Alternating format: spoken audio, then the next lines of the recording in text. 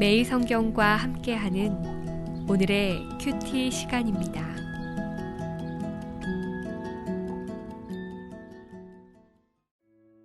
(5월 6일) 오늘의 말씀은 시편 6편 1절에서 10절입니다.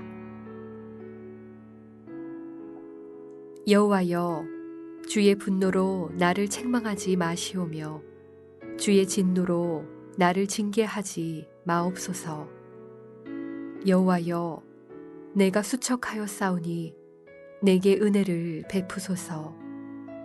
여호와여, 나의 뼈가 떨리오니 나를 고치소서. 나의 영혼도 매우 떨리나이다.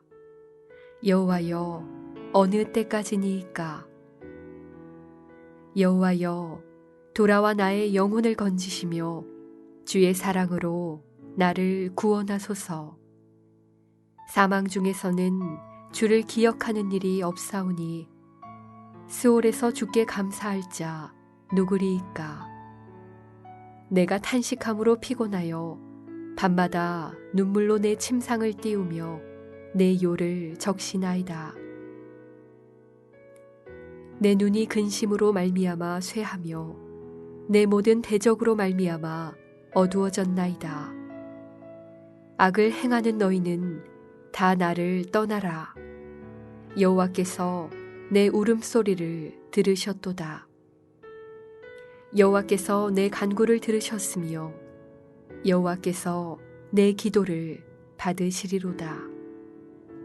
내 모든 원수들이 부끄러움을 당하고 심히 떨미어 갑자기 부끄러워 물러가리로다.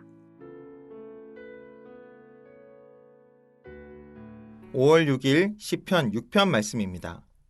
이 시는 다윗의 시로 인도자를 따라 현악 8째 줄에 맞춘 노래라는 표제가 있습니다. 아마도 찬양대가 8개 현으로 이루어진 악기로 불렀던 찬양인 것 같습니다. 이 시는 전통적으로 6개의 참회시 중 하나로 불려왔습니다. 그러나 이 본문은 전형적인 참회시라기보다는 병으로 인해 고통당하고 있는 시인이 하나님께 자신을 구원해 주시기를 바라며 회개와 간구를 드리는 애가가 함께 나타나는 시로 보시면 좋습니다. 오늘 말씀은 전체적으로 4개의 단락으로 이룰 수 있습니다. 첫 번째 단락인 1에서 3절 말씀을 보시면 시인은 여호와의 이름을 4번이나 반복하며 간절히 주님을 부릅니다.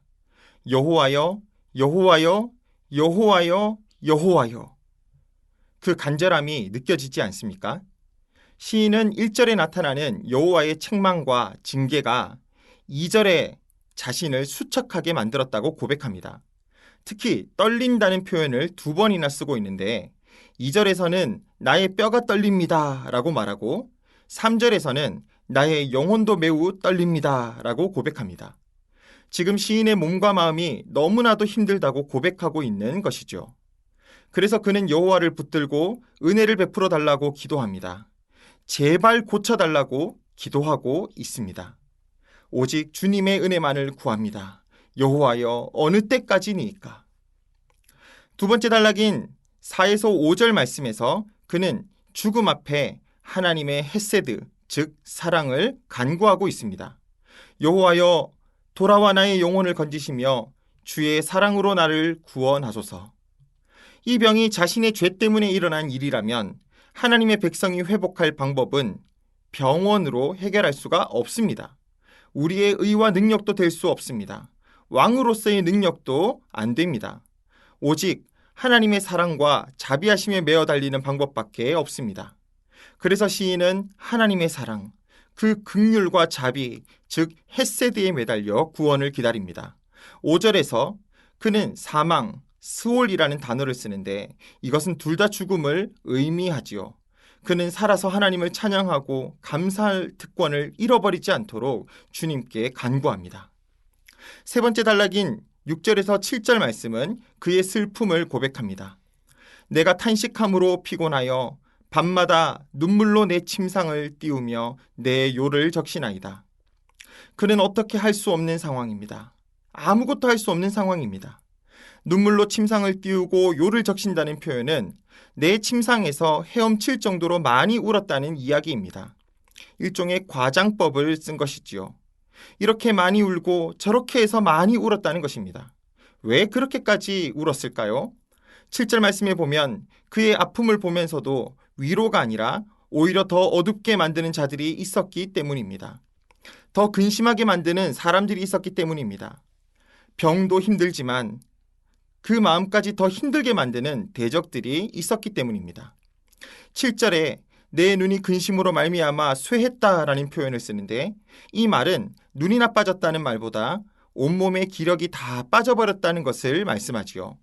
이 아픈 상황에서 자신을 대적하고 비방하는 무리들까지 있으니 얼마나 힘들고 어려웠을까요? 네 번째 단락인 8에서 10절 말씀에 시인은 그 가운데서 소망을 보여줍니다. 아마도 하나님의 응답을 들었기 때문입니다. 시인은 8절과 9절에서 여호와께서 내 울음소리를 들으셨고 내 간구를 들으셨고 내 기도를 받으실 것이라고 말씀합니다. 네, 그렇습니다. 위기에 처한 성도들이 붙들 것이 무엇입니까? 바로 하나님입니다. 그분께 울며 기도하며 자비와 은혜를 구하는 것입니다. 그때 하나님이 새 힘 주시고 능력을 주십니다. 그러므로 그는 이렇게 선포하지요. 8절에서는 악을 행하는 너희는 다 나를 떠나라. 10절에서는 내 모든 원수들이 부끄러움을 당하고 물러갈 것이다. 네, 이것이 주를 만난 자들의 고백입니다. 그런데 그냥 물러가는 것이 아니라 심히 떨며 물러간다고 말씀합니다. 2에서 3절에서 시인이 아프고 무서워서 떨었다고 말씀하지만 이제는 대적들이 심히 떨게 될 것이라고 선언합니다. 처음 상황과 완전히 다른 상황이 시작된 것이죠. 겟세마네에 있는 예수님을 기억하십시오. 그분도 십자가를 바라보며 매우 고민하며 두려움에 떨었습니다. 하지만 자신의 뜻이 아니라 주님의 뜻에 맡기고 아버지의 뜻에 맡기고 순종했을 때 아버지는 이 간구를 들으시고 모든 대적들이 부끄러움을 당하게 하셨습니다. 이 하나님은 오늘 우리의 하나님이 되십니다. 오늘도 저 긴 터널과 긴 아픔과 외로움, 두려움, 슬픔, 우울한 마음 등 수많은 아픈 상황과 관계가 우리 앞에 놓여 있습니다. 우리는 이미 그곳을 걸어가고 있는 중일지도 모릅니다. 그러나 이 터널 속에서 하나님을 찾으십시오. 하나님께 나아가십시오. 주님 앞에 우십시오. 주님의 헤세드에 기대십시오. 내 기도를 들으시는 주님을 만나게 될 것입니다.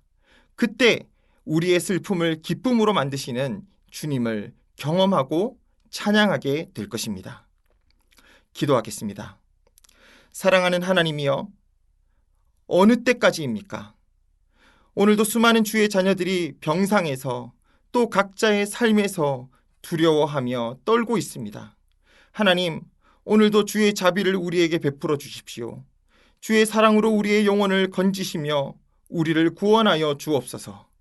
오늘도 주님께 온전히 기대며 나아갑니다.